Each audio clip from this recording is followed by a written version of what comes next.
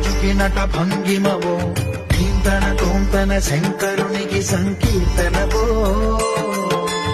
ఈశ్వరుడే అనునిత్యం తనలో తలచుకునే ఓంకారమువో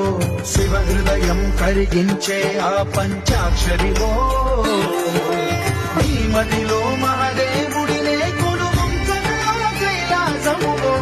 అతని పాదము చందన వెలిగే